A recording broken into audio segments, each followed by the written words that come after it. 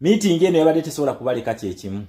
Eno meeting eno n'omusajja ono n'akola statement nga zikulaga nti olina okuva ku ntebe. Ono omusajja bamuyita Ibrahim Mo, one of the policy makers mu democracy, the Africa we want, a democratic Africa. Bano ono atuula ku buli organization gye mumanyi ekyasinze obunene, UN, UNICEF, buli organization ono omusajja agituulako. Oshitegera kati statement zakoze nti ku mitwalo gy'abantu egyabadde yaliko organizinze Kyagulanyi temusobola kusigala kyekimu. Museveni mukubya abantu baffe bomu era nga wabikola luli n'okuba abantu ku parliament twini bombs ezabakuba kyekikolwa kyekimu era kyakoze. Ono omusajja ono buli kaseera Museveni ayagala nnyo teekawo intimidation mu bantu. Kyakola kyekimukozesa ebintu ebyo. Muna Uganda bomu ezo zateguluddwa butegulu. Omuntu yabadde ayina detonator gye yanyize okubwatula abantu abo. Kiyinza okuba nga musajja atuwa boda bamuwadde ekitereke n'ayagala gatteko customer ngadda ku side yemu ne baba bwatula. Kakati Museveni bali wano babasiba okumanya nga bano abantu basiru. They are even not coordinated. Owa police ayogera bilala, owa maji ayogera bilala, then ne Muhoozi ate naye ayogera bilala. Ngamba Andrew Mwenda atambulya mu account ya Muhoozi naye ayogera bilala. Okitegera ekintu ekyo nenga musa abantu baffe bagenze. Okitegera ekintu ekyo balugenze bo. Eva panic gye baliko kati tebakyasobola na gikontrolinga. Njeko olabe wano yabagambye just agenda kowa yagenze teeso nakola agreement n'abantu kati bana abatumbavu mu batuteyo milioni kinana nabagambye banga yonna tubadde tufugibwa abantu abasiru. Abantu abo basiru Museveni musiru ne government ye yonna atayina ne ba advisors nga nabo basiru. Panic gye bataddewo emyaka anate basasula bateeso ne Kyagulanyi olwagenzeyo basasudde abateeso. Kyagulanyi olusinkanye ono omusajja Mo ndoza muche nti opposition ebaddenga ebadde tusiriwaza busiriwaza olusinkanye eno basse bantu eye pressure gyali kugwe mu Uganda bato nategeera wakana akasajja tukatuusiza kana akatumbavu. Okyegere ekintu ekyo owa police ayogera bilala owa maji ayogera bilala nenga abantu balugenze obulamu bw'abantu bano tebafa ku bulamu bw'abantu tebafaayo for as long as bateekawo threat. Kati bagezezaako okukola agalwadde g'abalema bakola mambaga ne bakola simanyi Ebola ne bali byonna babigana kubanga organization yali erina okukola ki yali erina okubirecognizinga nti ebirwadde kituufu weebiri then Uganda yeetaaga shut down ne bigaana. Kaakati bakomezaawo butujju batandise kutta abantu baffe mu nzita ey'ekisiru bwetyo.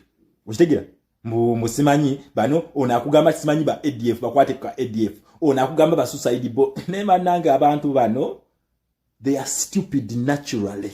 Eye government ebadde bafuga emyaka 4 ono abafugira ku try and error kwa bafugira kasita isawo lero ngamanya okolondu tutte kamateo diversion. Okitegera kati babagala bragging ambo be ba heroes ne banange bantu mmwe one day tugenda kufuna justice.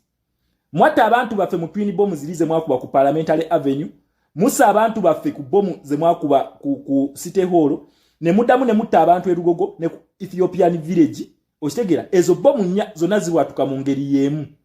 Ati mbakulaga bano bade teri mutujju musiru asobola kuwatuka mu kifo mutali bantu taliyo.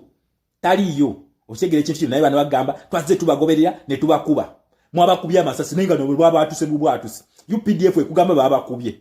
Okitegera naye mwana bana abantu anyway muna Uganda protest vote yettaso okumalawo bino byonna teri kirala okufa. Museveni azengatta abantu baffe bwatyo yabakuba bomu mu World Cup ezo mukijjukira naddamu n'abakuba bomu era ezali ku Parliamentary Avenue twin bombs era nene abakubye bomu ye buli kaseera bwate wagenda okukola buli wafuna threat ekimutiisa ng'ateekawo obutujju yatema abantu kakasajja ke kampuga katukafunzizza.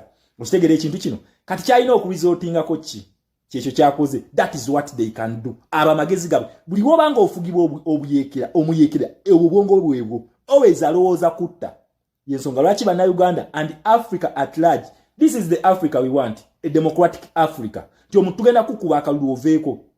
Okitegera otambula ogende naye buli omufugibwa emundu nga mufugibwa bannamagye okutta ensi teziggwamu musaayi and it is us to put an end to this madness. Fe tulina okubikola.